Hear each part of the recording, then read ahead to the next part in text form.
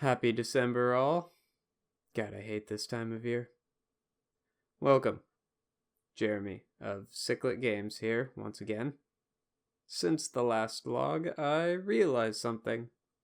That being, I absolutely blitzed through a lot of stuff, and therefore didn't really explain a whole lot of my thought process. So, for this section, I'm going to slow it down a bit, mostly for my own benefit, but hopefully it works for you guys as well. So, combat. Last video, I briefly mentioned that I want this game to be more of a Nier Automata Devil May Cry inspired hack and slash mixed with my weird platformer. So what does this mean? Well, I want a fluid, slightly floaty attack system with a couple stringable combo moves. Maybe some special attacks. Here's what I have so far. We have your standard basic attack, a main combo string, and an alternate combo string, or a hold attack that does something completely different. I'm still working out how exactly I want the ranged attacks to function, so we'll save that for later.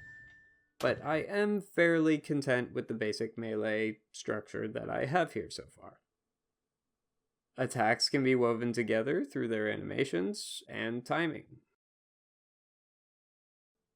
So, inside the character blueprint, I first check for a completely different function upon pressing the attack button. But when that comes back empty, I move on to the combo start function. So if we go into that, here is the array of animations I currently have. And after activating, you string together the combo. Failing to press the next button in time, the combo counter will reset and you start back at 0.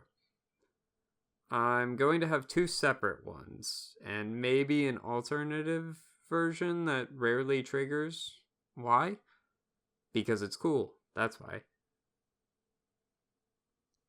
My next step, once I do finalize these attacks, and maybe add a few more, is to merge it with the ranged attacks. This way, you could start with a ranged, combo into a melee, or vice versa. Maybe flow in and out, depending on how long the strings are and what enemy types you're fighting. Speaking of enemies, I have a few of those.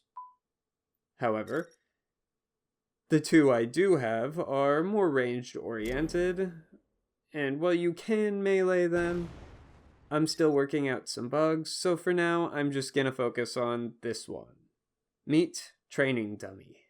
It's just a stationary, scratch that, moving target. Yes, right now it is mostly just a mesh. I still need the UV, texture, and rig, which I am currently in the process on. So that should be done by January's video. For now though, his job is simple. I hit him, he takes damage. No visible health bar yet. I will be adding that too.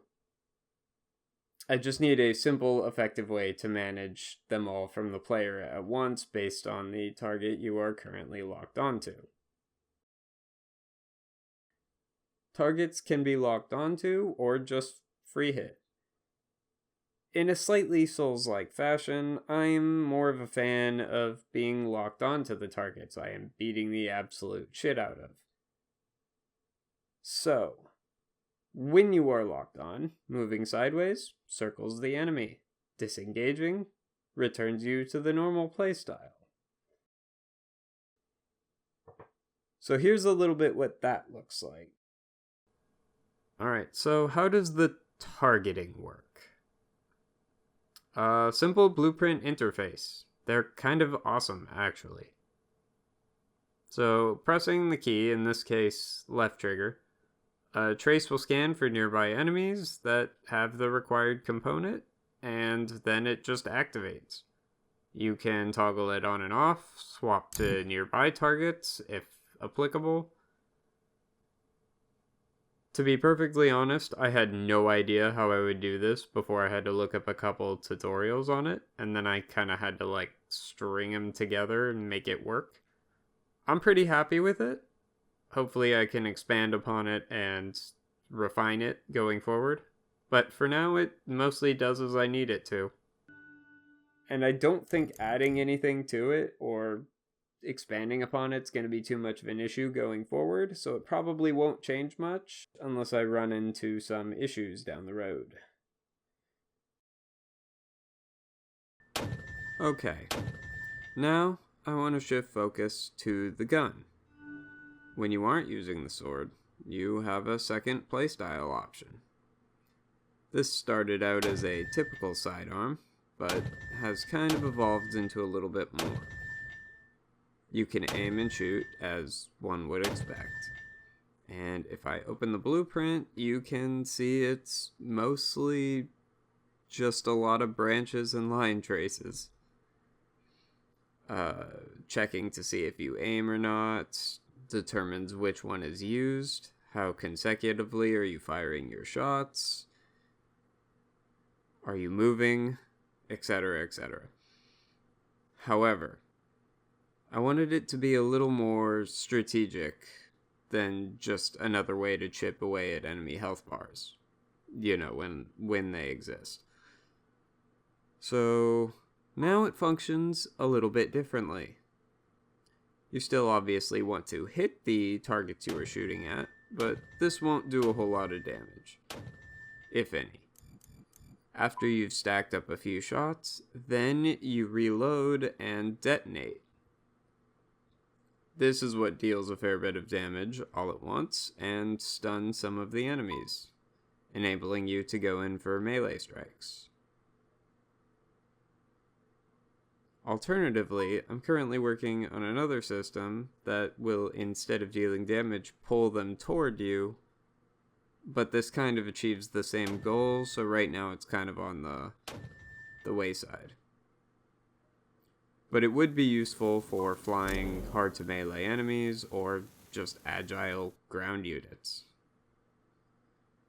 The ultimate goal between these two systems is to quickly swap between them depending on the situation. It's definitely a bit clunky right now, but I'm working on it. The actual hard part was getting the animations to flow together.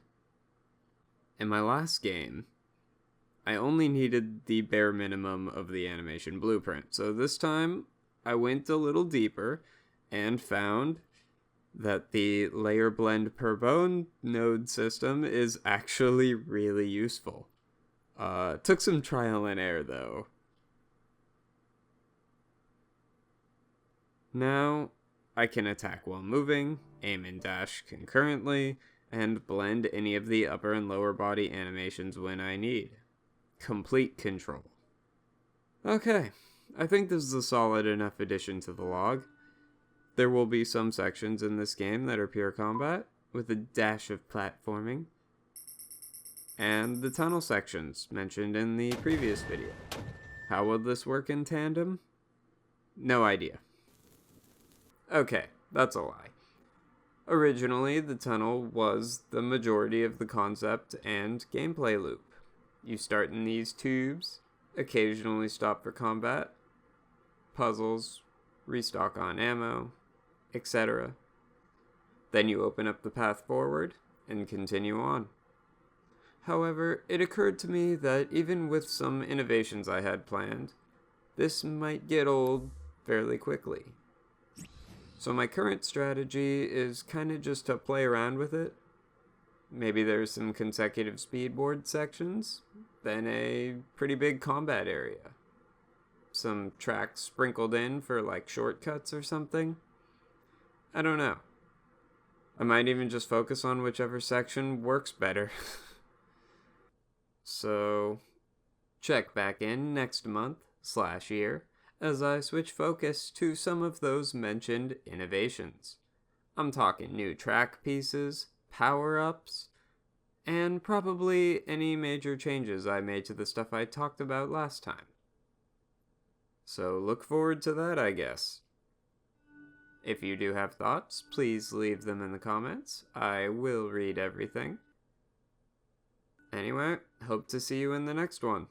Thanks for tuning in.